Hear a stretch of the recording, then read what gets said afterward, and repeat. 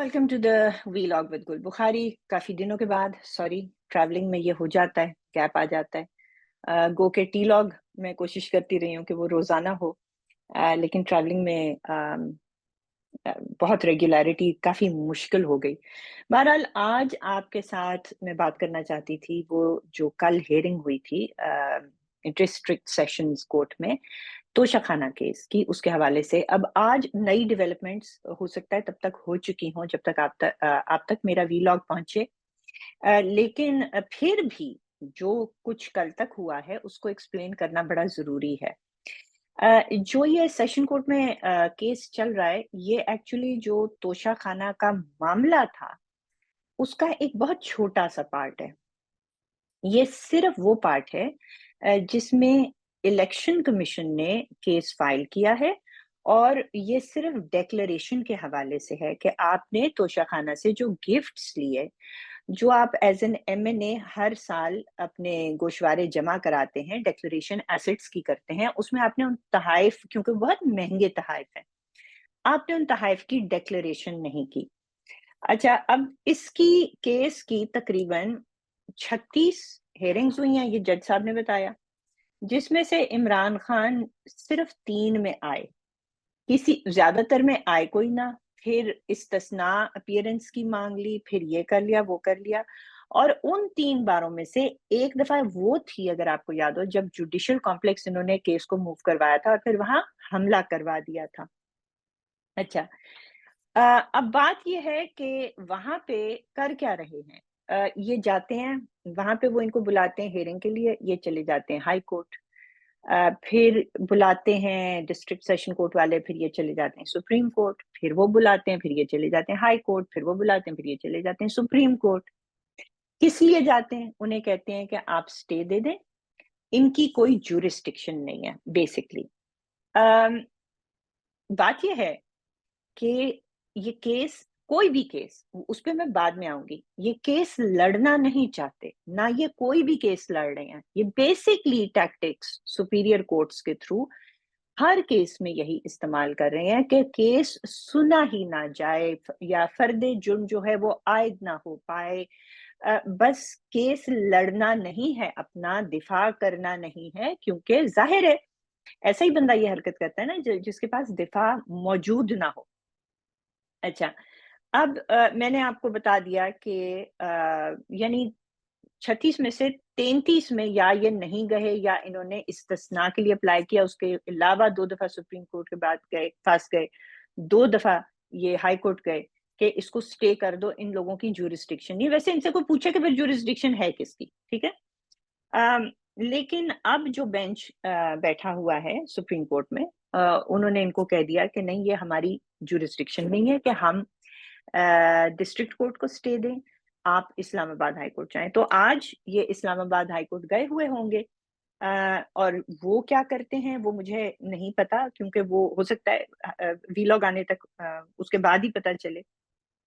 बहरहाल, अम, तो ये इसके अलावा देखें, टैक्टिक्स एक तो सिर्फ ये नहीं है कि मैं ना जाऊं, या मैं इस्तिस्ना लूं, या मैं स्टे लूं। इसके अलावा जो टैक्टिक्स इस्तेमाल हो रही हैं, वो जो हमला किया था ना जुडिशियल कॉम्प्लेक्स में, वो ये है कि जज को डरा दो कि उसके ऊपर हमला होगा, उसकी तस्वीरें लगवाई अपने कारकुनों से, उसकी फैमिली की, उसका सारा कुछ। कि और वो जज साहब वाकई वो केस छोड़कर चले गए। तो हर किस्म की टैक्टिक, अब ये जो नए जज साहब हैं, इनके साथ, क्योंकि ये डर नहीं रहे, तो इनके साथ हरबा फर्क इस्तेमाल कर लिया। इनके साथ हरबा ये इस्तेमाल किया कि कुछ फेक फेसबुक पोस्ट्स ऐसी लगाई, जिनसे ऐसा, या स्क्रीनशॉट्स बनाई, जिनसे तासुर ये जाए कि वो जज साहब इनके खिलाफ बाइस्ड हैं, तो उन जज साहब को चेंज किया जाए। इसके ऊपर काम मेरा ख्याल है एफआईए ने किया, और उन्होंने कहा कि ये पोस्टें जो हैं ये उनके फेसबुक पेज पर नहीं है, नंबर 1। नंबर 2, ये सिर्फ स्क्रीनशॉट्स हैं जिसके ऊपर कोई यूआरएल नहीं है।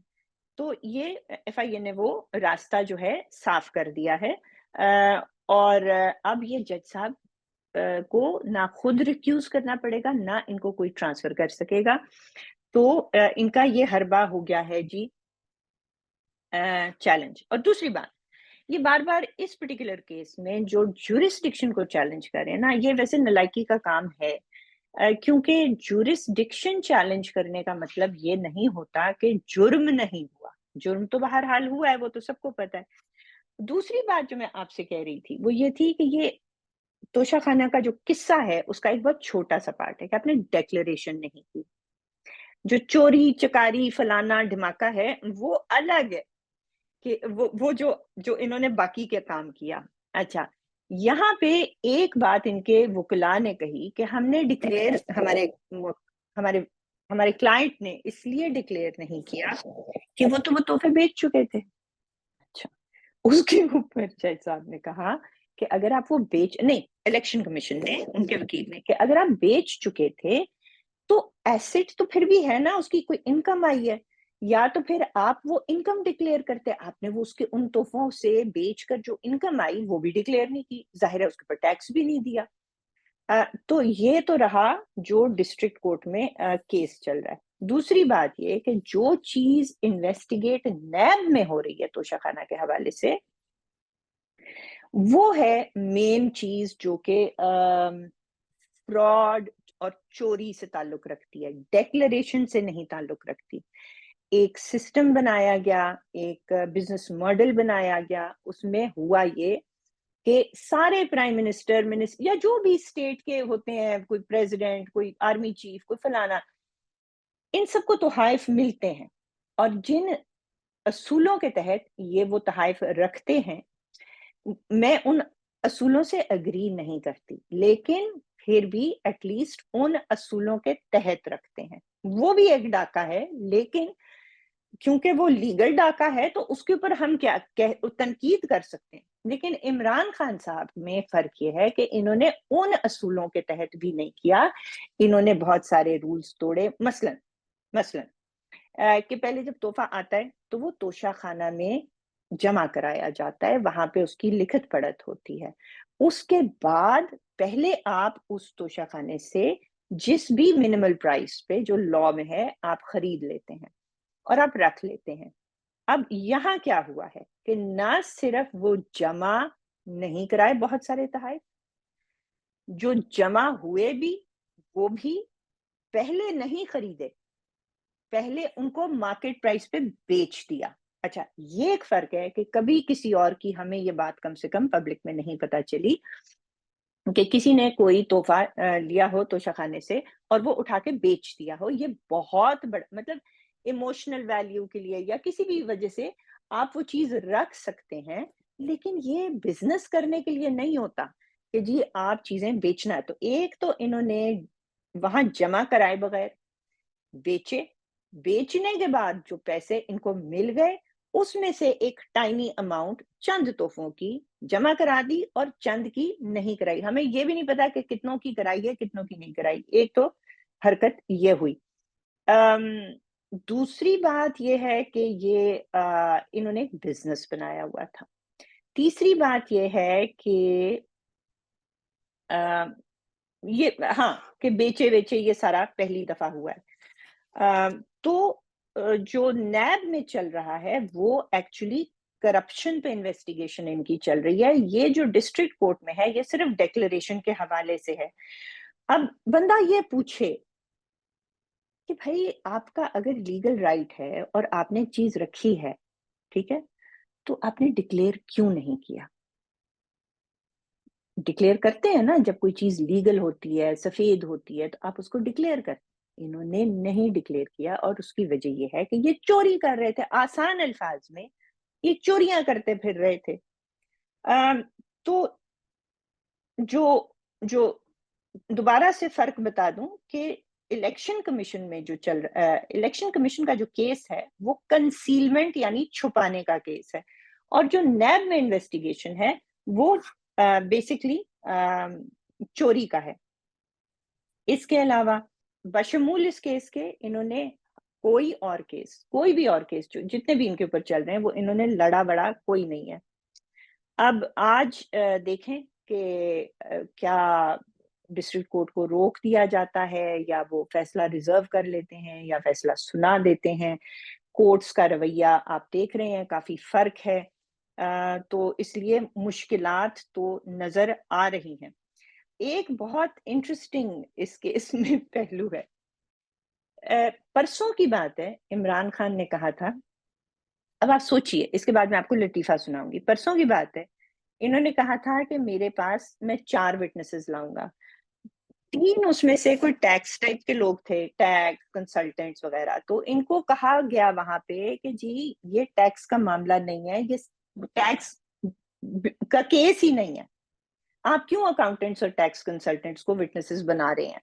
یہ ہے ڈیکلریشن کا، آپ نے ڈکلیئر ہی نہیں کیا۔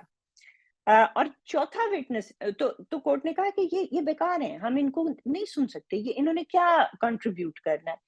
اور چوتھا جو تھا وہ سب سے مزے کا گواہ تھا، جو انہوں نے پرسوں according to P T I یوتھیاز چھکا مارا۔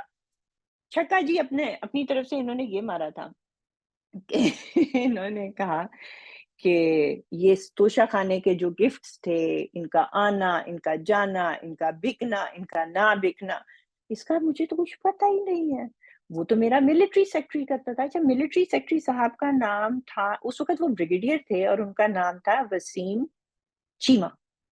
کہتے ہیں میں اپنے ملٹری سیکرٹری کو پیش کروں گا ایز اے گواہ کہ میرا تو کوئی لینا دینا ہی نہیں ہے۔ پرسوں اس پہ جناب چھلانگیں ہو ہا ہا۔ اب کل کیا ہوتا ہے کہ میرا خیال ہے، اب کل ان صاحب کا نام وٹنس لسٹ میں نہیں تھا، اب وہ میجر جنرل ہیں، اور میجر جنرل وسیم چیمہ۔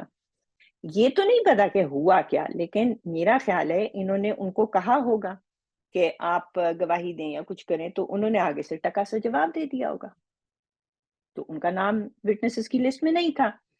اور یہ کورٹ کو کہہ رہے ہیں، مطلب کورٹ سپینا کر سکتی ہے، کورٹ لوگوں کو مجبور کر سکتی ہے کہ تم آ کے اس چیز پہ گواہی دو، لیکن ایک جو ڈیفینڈنٹ اکیوزڈ ملزم ہوتا ہے، وہ تو ریکویسٹ ہی کر سکتا ہے نا کہ گل میرے لیے آ کے گواہی دے دے، فلانے تو میرے لیے گواہی دے دے، جنرل وسیم تو گواہی دے دے، تو آگے اگلے جو ہیں وہ آگے سے جواب دے سکتے ہیں۔ تو لگتا یہی ہے کہ جو اگلے ہیں یعنی جنرل وسیم صاحب، وہ جوابات دے گئے ہیں۔ بس اتنا ہی تھا اس کے اندر۔ اگر ہاں، میرے ایک جاننے والے ہیں، انہوں نے بہت زبردست اس کے اوپر ایک چھوٹی سی ویڈیو بنائی ہے اور وہ مجھے اتنی پسند آئی۔ ان کا نام ہے لیاقت، اور میں ان کی پروڈیوسر صاحب آپ کو ان کی وہ دکھا دیں گے، جو ان کا ٹویٹر پہ ہینڈل اور پروفائل ہے۔